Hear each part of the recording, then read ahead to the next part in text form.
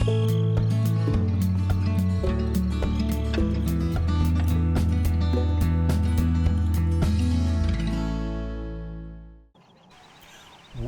to Thueringer for Farming Simulator 15. We now continue in our reading of The Octopus, a story of California by Frank Norris, Book 2, Chapter 1. Lyman, however, interfered. The situation was becoming strained. He tried to conciliate the three men, the artist, the manufacturer, and the farmer, the warring elements. But Hartrath, unwilling to face the enmity that he felt accumulating against him, took himself away. A picture of his, quote, a study of the Contra Costa foothills, was to be raffled in the club rooms for the benefit of the fair. He himself was in charge of the matter. He disappeared. Cedarquist looked after him with contemplative interest. Then, turning to Magnus, excused himself for the acridity of his words. He's no worse than many of the others, and the people of this state and city are, after all, only a little more addle-headed than other Americans. It was his favorite topic. Sure of the interest of his hearers, he unburdened himself. If I were to name the one crying evil of American life, Mr. Derrick, he continued, it would be the indifference of the better people to public affairs. It is so in all our great centers. There are other great trusts, God knows, in the United States, besides our own dear P&SW Railroad. Every state has its own grievance. If it is not a railroad trust, it is a sugar trust, or an oil trust, or an industrial trust that exploits the people because the people allow it. The indifference of the people is the opportunity of the despot. It is as true as that the whole is greater than the part, and the maxim is so old that it is trite. It is laughable. It is neglected and is used for the sake of some new ingenious and complicated theory, some wonderful scheme of reorganization, but the fact remains, nevertheless, simple, fundamental, everlasting. The people have but to say no, and not the strongest tyranny, political, religious, or financial, that was ever organized could survive 1 week. The others, absorbed, attentive, approved, nodding their heads in silence as the manufacturer finished.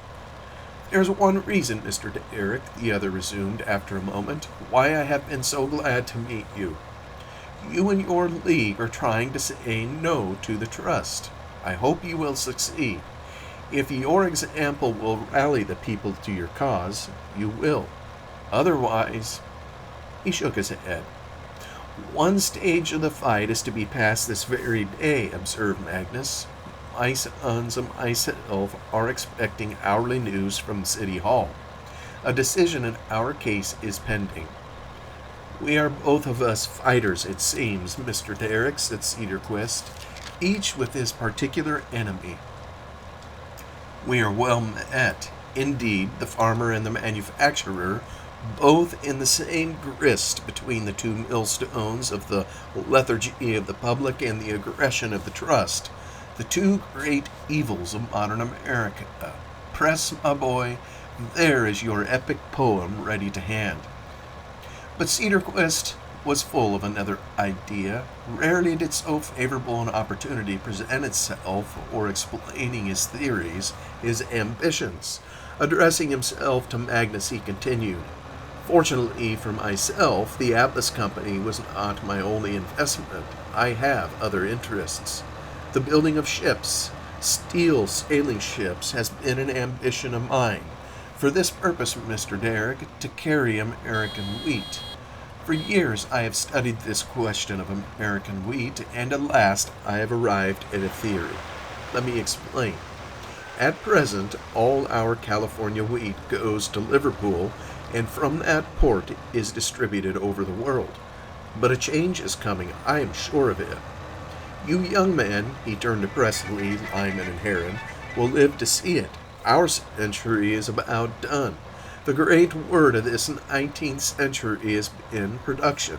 The great word of the 20th century will be, listen to me now, you youngsters, markets. As a market for our production, or let me take a concrete example. As a market for our wheat, Europe is played out. Population in Europe is not increasing fast enough to keep up with the rapidity of our production. In some cases, as in France, the population is stationary. We, however, have gone on producing wheat at a tremendous rate. The result is overproduction. We supply more than Europe can eat, and down go the prices. The remedy is not in the curtailing of our wheat areas, but in this: we must have new markets, greater markets. For years, we have been sending our wheat from east to west, from California to Europe, but the time will come when we must send it from west to east. We must march with the course of empire, not against it. We must look to China. Rice in China is losing its nutritive quality. The Asiatics, though, must be fed, if not on rice, then on wheat. Why, Mr. Derrick, if only 1/2 the population of China ate a ½ ounce of flour per man per day, all the wheat areas in California could not feed them. Ah, if I could only hammer that into the brains of every rancher of the San Joaquin, yes, and of every owner of every bonanza farm in Dakota and Minnesota. Send your wheat to China. Handle it yourselves. Do away with the middleman. Break up the Chicago wheat pits and elevator rings and mixing houses. When in feeding China you have decreased the European shipments, the effect is instantaneous. Prices go up in Europe without having the least effect upon the prices in China. We hold the key. We have the wheat, infinitely more than we ourselves can eat. Asia and Europe must look to America to be fed. What fatuous neglect of opportunity to continue to deluge Europe with our surplus food when the East trembles upon the verge of starvation. The two men, Cedarquist and Magnus, continued the conversation a little further. The manufacturer's idea was new to the governor. He was greatly interested. He withdrew from the conversation. Thoughtful, he leaned back in his place, stroking the bridge of his beak-like nose with a crooked forefinger. Cedarquist turned to Heron and began asking details as to the conditions of the wheat growers of the San Joaquin. Lyman still maintained an attitude of polite aloofness, yawning occasionally behind three fingers, and Presley was left to the company of his own thoughts. There had been a day when the affairs and grievances of the farmers of his acquaintance, Magnus, Annixter, Osterman, and old Broderson, had filled him only with disgust. His mind full of a great, vague, epic poem of the West, he had kept himself apart, disdainful of what he chose to consider their petty squabbles. But the scene in Annixter's harness room had thrilled and uplifted him. He was palpitating with excitement all through the succeeding months. He abandoned the idea of an epic poem. In 6 months he had not written a single verse. Day after day he trembled with excitement as the relations between the Trust and League became more and more strained. He saw the matter in its true light. It was typical. It was the world-old war between freedom and tyranny, and at times his hatred of the railroad shook him like a crisp and withered reed, while the languid indifference of the people of the state to the quarrel filled him with a blind exasperation. But, as he had once explained to Vanamee, he must find expression. He felt that he would suffocate otherwise. He had begun to keep a journal. As the inclination spurred him, he wrote down his thoughts and ideas in this, sometimes every day, sometimes only 3 or 4 times a month. Also, he flung aside his books of poems, Milton, Tennyson, Browning, even Homer, and addressed himself to Mill, Malthus, Young, Pushkin, Henry George, Schopenhauer. He attacked the subject of social inequality with unbounded enthusiasm. He devoured rather than read, and emerged from the affair, his mind a confused jumble of conflicting notions, sick with his over-effort, raging against injustice and oppression, and with not one sane suggestion as to the remedy or redress. The butt of his cigarette scorched his fingers and roused him from his brooding. In the act of lighting another, he glanced across the room and was surprised to see two very prettily dressed young women in the company of an older gentleman, in a long frock coat, standing before Hartrath's painting, examining it, their heads upon one side. Presley uttered a murmur of surprise. He himself was a member of the club, and the presence of women within its doors, except on special occasions, was not tolerated. He turned to Lyman de Eric for an explanation, but this other had also seen the women and abruptly exclaimed, "I declare, I had forgotten about it. Why, this is Ladies' Day, of course." "Why, yes," interposed Cedarquist, glancing at the women over his shoulder. "Didn't you know? They let 'em in twice a year, you remember, and this is a double occasion.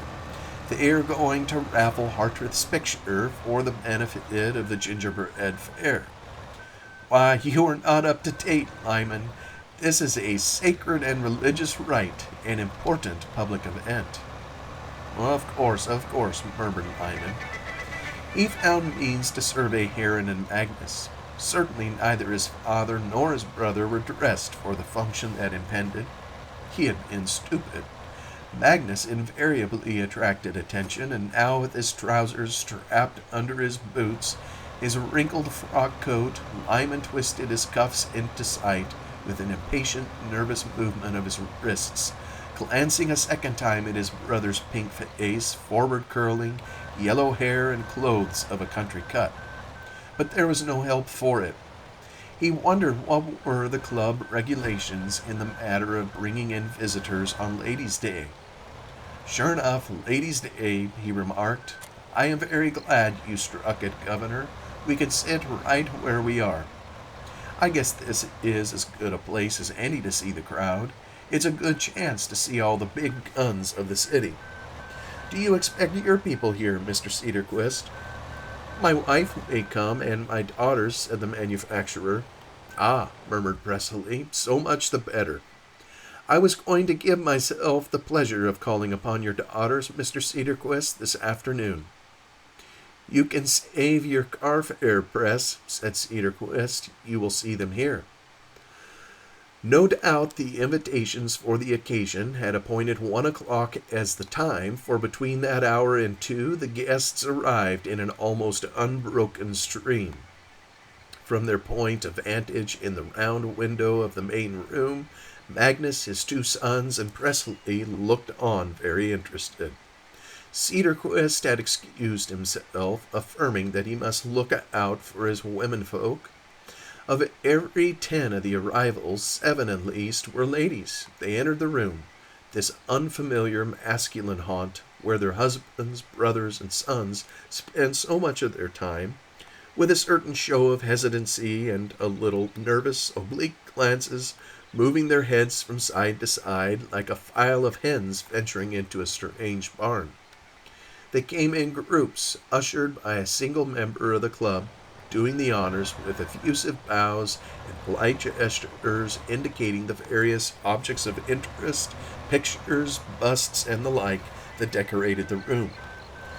Fresh from his recollections of Bonneville, Guadalajara, and the dance in Annixter's barn, Presley was astonished at the beauty of these women and the elegance of their toilettes. The crowd thickened rapidly. A murmur of conversation arose, subdued, gracious, mingled with the soft rustle of silk, grenadines, velvet. The scent of delicate perfume spread in the air, violet de Parme, peau d'Espagne. Colors of the most harmonious blends appeared and disappeared at intervals in the slowly moving press, touches of lavender-tinted velvets, pale violet crepes, and cream-colored appliqued laces. There seemed to be no need of introductions. Everybody seemed to be acquainted. There was no awkwardness, no constraint. The assembly disengaged an impression of refined pleasure. On every hand, innumerable dialogues seemed to go forward easily and naturally, without break or interruption, witty, engaging, the couple never at a loss for repartee. A third party was gracefully included, and then a fourth. Little groups were formed, groups that divided themselves or melted into other groups, or disintegrated again into isolated pairs, or lost themselves in the background of the mass, all without friction, without embarrassment, the whole affair going forward of itself, decorous, tactful, well-bred.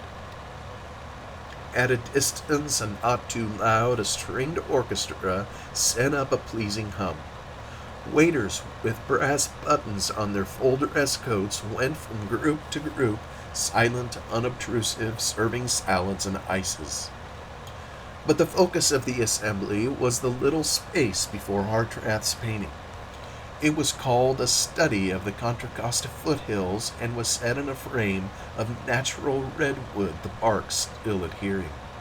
It was conspicuously displayed on an easel at the right of the entrance to the main room of the club, and was very large. In the foreground and to the left, under the shade of a live oak, stood a couple of reddish cows, knee-deep in a patch of yellow poppies, while in the right-hand corner, to balance the composition, was placed a girl in a pink dress and white sunbonnet, in which the shadows were indicated by broad dashes of pale blue paint. The ladies and young girls examined the production with little murmurs of admiration, hazarding remembered phrases, searching for the exact balance between generous praise and critical discrimination, expressing their opinions in the mild technicalities of the art books and painting classes. They spoke of atmospheric effects, of middle distance, of chiaro oscuro, of foreshortening, of the decomposition of light, of the subordination of individuality to fidelity of interpretation. One tall girl, with hair almost white in its blondness, having observed that the handling of the masses reminded her strongly of Corot, her companion, who carried a gold lorgnette by a chain around her neck, answered, "Ah, Millet perhaps, but not Corot." This verdict had an immediate success. It passed from group to group. It seemed to imply a delicate distinction that carried conviction at once. It was decided formally that the reddish-brown cows in the picture were reminiscent of Daubigny, and that the handling of the masses was altogether Millet, but that the general effect was not quite Corot. Presently, curious to see the painting that was a subject of so much discussion, had left the group in the round window and stood close by Hartrath, craning his head over the shoulders of the crowd, trying to catch a glimpse of the reddish cows, the milkmaid, and the blue-painted foothills. He was suddenly aware of Cedarquist's voice in his ear, and turning about, found himself face to face with the manufacturer, his wife, and his two daughters. There was a meeting. Salutations were exchanged, presently shaking hands all around, expressing his delight at seeing his old friends once more, for he had known the family from his boyhood, Mrs. Cedarquist being his aunt. Mrs. Cedarquist and her two daughters declared that the heir of Los Muertos must certainly have done him a world of good. He was stouter, there could be no doubt of it. A little pale, perhaps. He was fatiguing himself with his writing, no doubt. Ah, he must take care. Health was everything, after all. Had he been writing any more verse? Every month they scanned the magazines looking for his name. Mrs. Cedarquist was a fashionable woman, the president or chairman of a score of clubs. She was forever running after fads, appearing continually in the society wherein she moved with new and astounding protégés, fakers whom she unearthed no one knew where, discovering them long in advance of her companions. Now it was a Russian countess with dirty fingernails who traveled throughout America and borrowed money. Now an aesthete who possessed a wonderful collection of topaz gems, who submitted decorative schemes for the interior arrangement of houses, and who received in Mrs. Cedarquist's drawing rooms, dressed in a white velvet cassock. Now a widow of some Mohammedan of Bengal or Rajputana, who had a blue spot in the middle of her forehead and who solicited contributions for her sisters in affliction. Now a bearded poet, recently back from the Klondike. Now a decayed musician, who had been ejected from a young ladies' musical conservatory of Europe because of certain surprising pamphlets on free love, and who had come to San Francisco to introduce the community to the music of Brahms. Now a Japanese youth who wore spectacles and a gray flannel shirt, who at intervals delivered himself of the most astonishing poems, vague, unrhymed, unmetrical, lucubrations, incoherent, bizarre. Now a Christian Scientist, a lean gray woman whose creed was neither Christian nor scientific. Now a university professor with the bristling beard of an anarchist chief of section and a roaring guttural voice whose intenseness left him gasping and apoplectic. Now a civilized Cherokee with a mission. Now a female elocutionist, whose forte was Byron's songs of Greece. Now a high-caste Chinaman. Now a miniature painter. Now a tenor, a pianist, a mandolin player, a missionary, a drawing master, a virtuoso, a collector, an Armenian, a botanist with a new flower, a critic with a new theory, a doctor with a new treatment. And all these people had a veritable mania for declamation and fancy dress. The Russian countess gave talks on the prisons of Siberia, wearing the headdress and pinchbeck ornaments of a Slav bride. The aesthete in his white cassock gave readings and obscure questions of art and ethics. The widow of India, in the costume of her caste, described the social life of her people at home. The bearded poet, perspiring in furs and boots of reindeer skin, declaimed verses of his own composition about the wild life of the Alaskan mining camps. The Japanese youth in the silk robes of the samurai two-sworded nobles read from his own works, the flat-bordered earth nailed down at night, rusting under the darkness, the brave, upright rains that came down like errands from iron-bodied yore time. The Christian Scientist in funereal, impressive black discussed the contra will and panpsychic Hillialism. The university professor put on a full-dress suit and lisle thread gloves at 3 in the afternoon, and before literary clubs and circles bellowed extracts from Goethe and Schiller in the German, shaking his fists purple with vehemence. The Cherokee, arrayed in fringed buckskin and blue beads, rented from a customer, intoned folk songs of his people in the vernacular. The elocutionist, in cheesecloth toga and tin bracelets, rendered the Isles of Greece, where burning Sappho loved and sung. The Chinaman, in the robes of a mandarin, lectured on Confucius. The Armenian, in fez and baggy trousers, spoke of the unspeakable Turk. The mandolin player, dressed like a bullfighter, held musical conversations interpreting the peasant songs of Andalusia.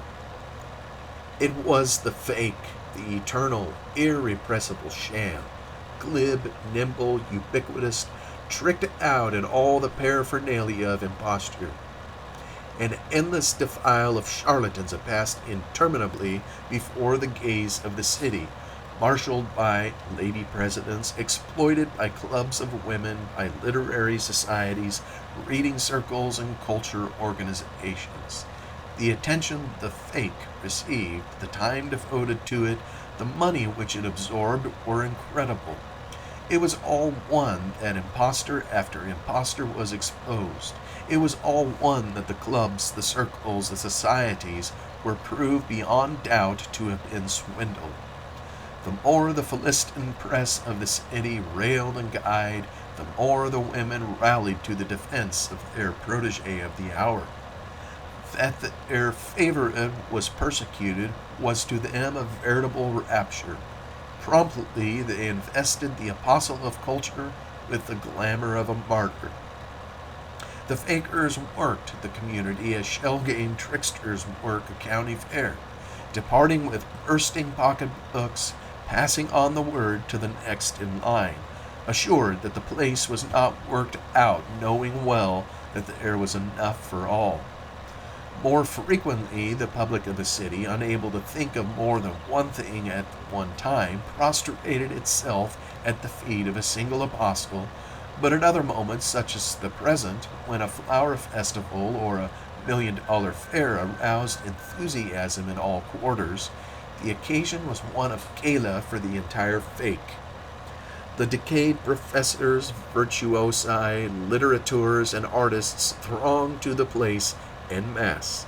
Their clamor filled all the air.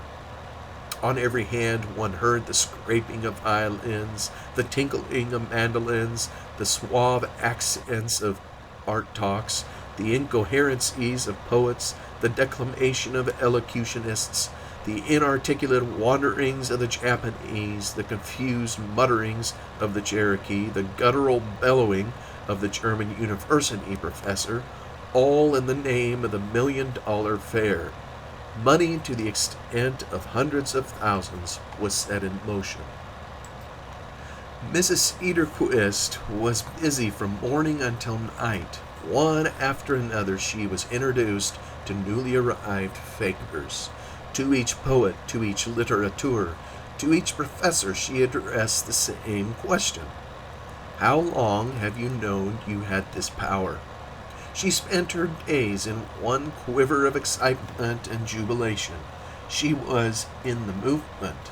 The people of the city were awakening to a realization of the beautiful, to a sense of the higher needs of life. This was art, this was literature, this was culture and refinement. The Renaissance had appeared in the West. She was a short, rather stout, red-faced, very much overdressed little woman of some 50 years. She was rich in her own name, even before her marriage, being a relative of Shelgrim himself and on familiar terms with the great financier and his family. Her husband, while deploring the policy of the railroad, saw no good reason for quarreling with Shelgrim, and on more than one occasion had dined at his house. On this occasion, delighted that she had come upon a minor poet, she insisted upon presenting him to Hartwig. "You two should have so much in common," she explained. Presley shook the flaccid hand of the artist, murmuring conventionalities, while Mrs. Cedarquist hastened to say, "I am sure you know Mr. Presley's verse, Mr. Hartwig. You should, believe me. You two have much in common. I can see so much that is alike in your modes of interpreting nature. In Mr. Presley's sonnet, The Better Part, there is the same note as in your picture, the same sincerity of tone, the same subtlety of touch, the same nuances. Ah!" "Oh, my dear madam," murmured the artist, interrupting Presley's impatient retort, "I am a mere bungler.